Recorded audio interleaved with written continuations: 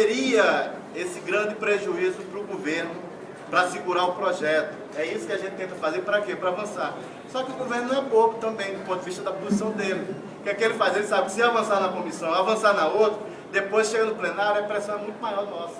Então é um jogo que começou e que a gente vai ter que fazer mais pressão. O relatório, ele proporciona esse enfrentamento, porque antes a gente não podia fazer nada. Estava com o Bezoin disse, só vou fazer o relatório quando tiver acordo. Eu poderia ter a mesma posição, só faço o relatório quando tiver acordo. Por que eu não tenho? Porque eu acho que é possível aprovar na comissão, mesmo sem o acordo, e é a forma da gente pressionar o governo a vir para a negociação, já que o Supremo não cumpriu o papel dele que deveria cumprir. Mas como nós vamos aprovar na comissão? Essa é a dificuldade, certo? Pode ser que não aprove, por exemplo, se a gente tivesse conseguido, né, um ambiente de colocar na próxima semana, poderia até não aprovar na próxima semana ainda, mas você já estava forçando o governo a negociar. E se a gente tivesse uma maioria, a gente ia lá para votação, ganhava por maioria, ia para a CCJ. Na CCJ, que só ia analisar a constitucionalidade, era mais tranquilo. Agora, sem negociação, o que é que o governo ia fazer ao final? E por isso que eu estou falando bem claramente, para não iludir ninguém. Votar na comissão significa tal projeto votado ao final? Não. Tem poder determinativo, basta votar na finança e na CCJ. Mas se não tiver acordo ainda, mesmo que se aprove o relatório que eu fiz, mesmo que aprove na finança, o que é que o governo vai fazer? Vai fazer um recurso ao plenário. Em 2002 foi desse jeito.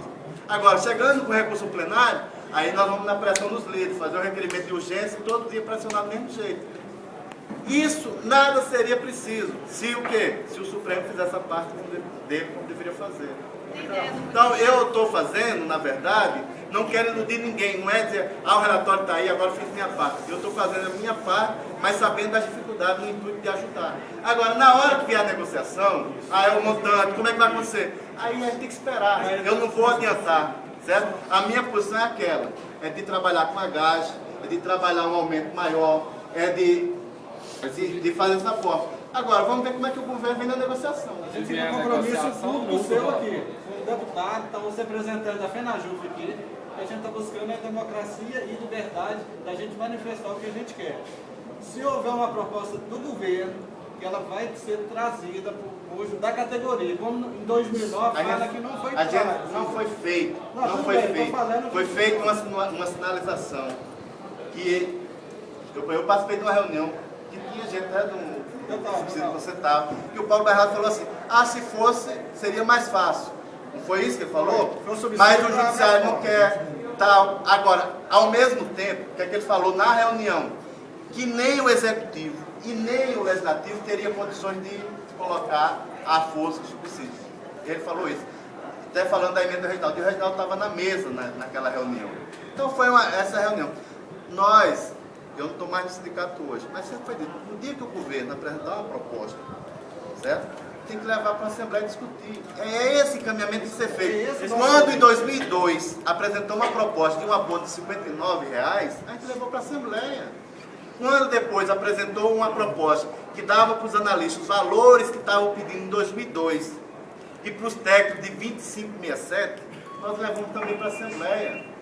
E a proposta que foi sinalizada aí, quem conta é o Supremo, eu já falei isso em vários locais, era uma proposta de 6 anos de subsídio com uns 18 mil naquele valor do gestor e o valor do gestor também para os técnicos, não é a proposta que o Reginaldo colocou aí. Essa é a versão do Supremo. Eu não vi nada por escrito e ninguém me falou essa proposta em nenhum momento do governo. E estou dizendo com muita tranquilidade. Agora, eu digo ao mesmo tempo, se perguntar para alguém do planejamento qual é o melhor, é o subsídio ou a forma ou do 6613, ou da forma como eu apresentei, eu não tenho dúvida, o planejamento vai dizer que é o subsídio. Por quê? Porque é mais barato. É só por isso. Não é porque eles gostam, acham que aquilo é a maravilha do mundo. Já a Casa Civil, que o Luiz Alberto teve no Senado do Congresso, eles entendem diferente. Porque vai estar começando a engessar as carreiras. Hoje, por exemplo, vai vir aí pela frente uma greve da Polícia Federal. É só uma informação para vocês. Sabe por que não resolve a Polícia Federal? Porque está tudo atrelado. E não é atrelado constitucionalmente, não. Mas quem está para subsídio, na hora que mexer num, vai ter que mexer no outro. Porque foi criado parâmetro entre eles.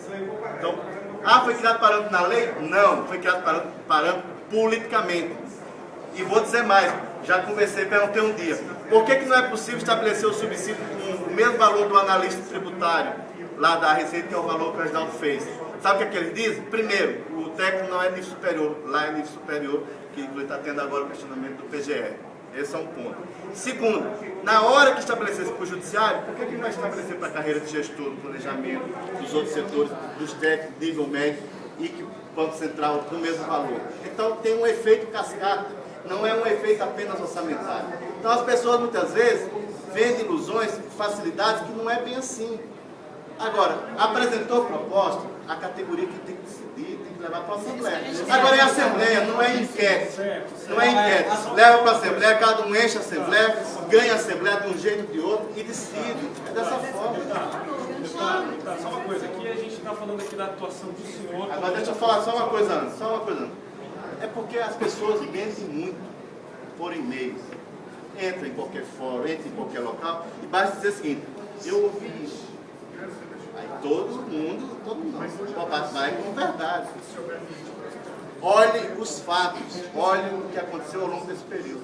Tá, só uma coisa que eu acho interessante.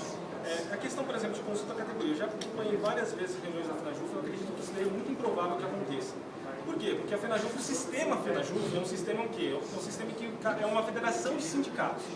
A gente tem cada sindicato manda seus delegados e os delegados, a comissão não entrou em alguns sindicatos que são fortes, não consegue eleger os delegados para votar. Então não vai ser votado. É uma esperança que eu não tenho de que seja votado isso. É a primeira coisa. A segunda coisa que eu vejo nessa discussão toda é o seguinte, que realmente cabe aos... Qual papel cabe aos servidores desempenhar nessa negociação toda? Depende do Supremo? Depende do Supremo. Então, o que os servidores podem fazer para o Supremo? Greve. É a única coisa que o Supremo, que pode fazer o Supremo se mexer, é greve. Então, eu acho o seguinte, que, por exemplo, se a gente for, por exemplo, para o planejamento ou qualquer outro lugar, eles vão receber a gente, eles podem receber...